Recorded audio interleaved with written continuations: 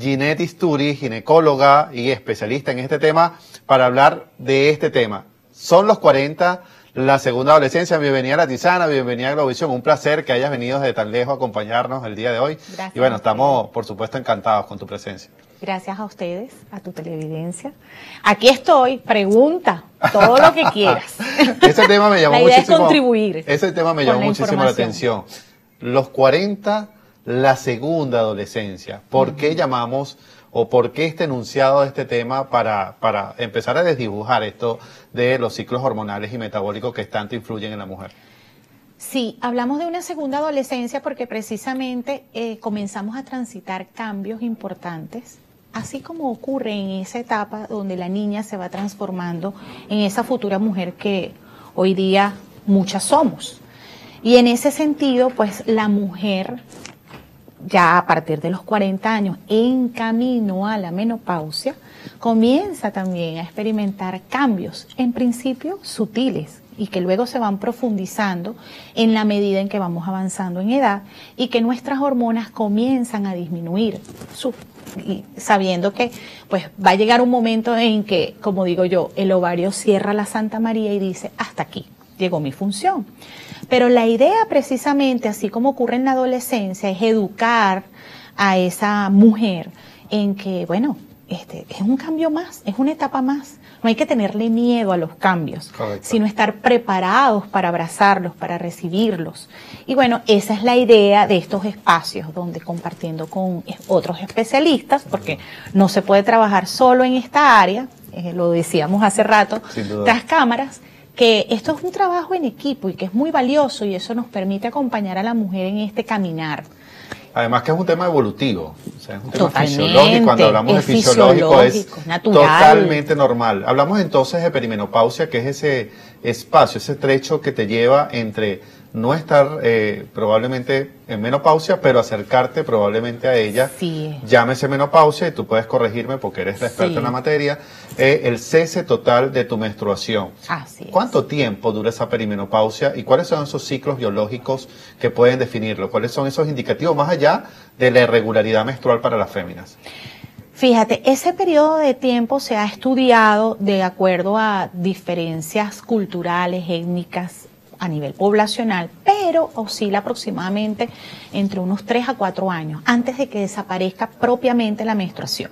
Entonces aquí es importante puntualizar para quienes nos escuchan que la perimenopausia es un periodo de transición y cuando hablamos de periodo es que estamos estableciendo tiempo y ese tiempo puede ser aproximadamente unos 3 a 4 años antes de que ya se establezca la menopausia como tal, que es el cese o la ausencia absoluta de menstruación para las mujeres que tienen útero, porque también tenemos que tomar en cuenta aquellas mujeres que por una u otra causa, quizás antes de la menopausia, por alguna circunstancia quirúrgica, no tienen el útero y dejan de ver regla, pero no quiere decir por eso que sean menopáusicas, ojo con eso. La menopausia es un diagnóstico que establecemos de manera retrospectiva en la mujer porque deben transcurrir 12 meses, un año completo, con ausencia menstrual. Cuando la paciente llega a la consulta y me dice, doctora, estoy presentando irregularidades, lo primero que yo tengo que preguntar es la edad, para ubicar el contexto de esa paciente.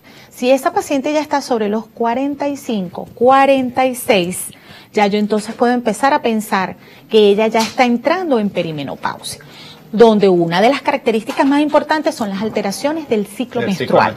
Al principio se acortan, luego se alargan, se van desapareciendo y es la típica paciente que te consulta y te dice, ay doctora, paso 2 y 3 meses que no veo la menstruación, vuelve a aparecer y así. Porque precisamente en ese periodo de tiempo van ocurriendo oscilaciones de los niveles hormonales, de las hormonas femeninas, estrógeno y progesterona, principalmente estrógeno.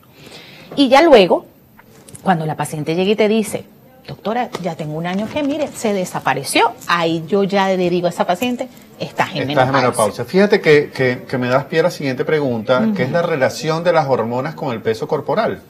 ¿Y a qué me refiero? Se sabe que la carga estrogénica es la barrera para los depósitos de grasa, sobre todo a nivel de grasa subcutánea, a nivel de grasa inclusive visceral. Hay estudios referenciales del 75% de desaparición de estrógeno y aparición de grasa visceral, un tema súper importante y apasionante. Pero esa relación de hormonas con control de peso es directamente proporcional, es decir, este espacio de esa perimenopausia, que puede ser inclusive de 3-4 años, como tú bien definías, ¿nos prepara a nosotros para aumentar de peso? ¿Prepara a las mujeres para aumentar de peso? ¿O es en el momento en el que nosotros debemos tomar control de ello? Ahí está la clave. La idea de precisamente tomar conciencia desde este momento sobre el hecho de que vamos a transitar un camino hacia la menopausia es para que nos preparemos en todo lo que tiene que ver con la prevención. Yo creo que ahí es donde está la clave de poder abrazar la menopausia de una manera amigable, sin tanto miedo, sin tanto tabú, sin tantos mitos. La idea es de que ya nosotras estemos conscientes de que precisamente nuestras hormonas tienen la responsabilidad de hacer una redistribución de la grasa corporal cuando están presentes de manera ginecoide. Claro. Entonces se nos acumulan en las caderas, en el bajo vientre, en el área femoral, en los glúteos, pero una vez que aparece ese periodo de transición y caemos en menopausia y están ausentes los estrógenos, entonces hay una redistribución de esa grasa corporal hacia la androide. Correcto. O hacia la masculina, y donde está demostrado de que la concentración de esa grasa visceral se da a nivel visceral, la grasa propiamente, la grasa total se da a nivel visceral. Entonces aumenta el abdomen, los cauchitos, eso que no nos gusta y que buscamos disimular, y que de alguna manera toca la autoestima de la mujer en esta etapa, y es importante. Entonces debemos adoptar desde ya. Yo no tengo que esperar los 50, yo tengo 46.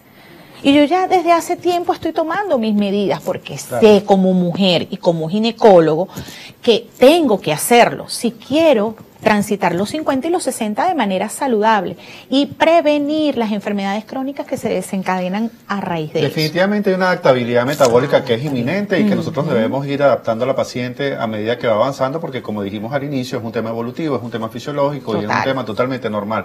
El manejo dietético, muchos mitos en razón de esto, de muchos, quizás muchas prohibiciones desde el punto de vista alimentario, quizás algunas otras cosas que las pacientes pueden creer y pueden decir, oye, como tengo tendencia a aumentar de peso, es cuando más debo suprimir. Los estrés metabólicos están definidos, es decir, si yo pongo al paciente en estrés metabólico creyendo que va a aumentar de peso, puedo desajustar más las hormonas. ¿Qué opinas tú de este tema? Mira, una de las cosas que me gustó cuando empecé a buscar información nutricional al respecto es que muchos coinciden en que precisamente como tú lo acabas de decir, es un proceso evolutivo, natural, y por lo tanto no debemos manejarlo desde la prohibición absoluta, sino que debemos introducir pequeños cambios que de manera significativa repercutan sobre la mejoría de nuestro estado de transición. Claro. Y en ese sentido me gusta mucho ese mensaje que tú tienes en el perfil de Instagram. Claro. Aquí no se prohíbe nada tampoco. Totalmente, aquí la idea es hacer ajustes y para eso los tenemos a ustedes. Claro. Yo como ginecólogo me gusta trabajar de la mano y en equipo con la nutrólogo. Yo te puedo dar a mi paciente una orientación general. Sin duda. Pero es el nutrólogo el que debe personalizar, que esa palabra me encanta, e individualizar cada tratamiento y cada plan de alimentación de ese paciente. Porque es que todos tenemos una estructura física y psicoemocional que puede estar influenciada por muchos factores externos y va a reaccionar de manera diferente, incluso al estrés. Mira, un tema súper interesante, además que estoy seguro que muchas damas se quedaron enganchadas a tratar de saber un poco más de esto. Tus redes sociales y tus puntos de contacto para quien quiera ubicar tus servicios profesionales y además ampliar este tema que seguramente lo vamos a tener en redes sociales muy pronto. Sí, bueno, yo estoy ubicada en la ciudad de Valencia, allá tengo mi consulta, me pueden ubicar a través de @tuginecoach y también tuginecoach@gmail.com para las que de repente a través de esta entrevista quieran hacer sus preguntas. Por allí gustosamente yo revisaré mi correo para respondérselas con mucho gusto y bueno, las espero por Valencia. Seguro, muchísimas gracias por acompañarnos.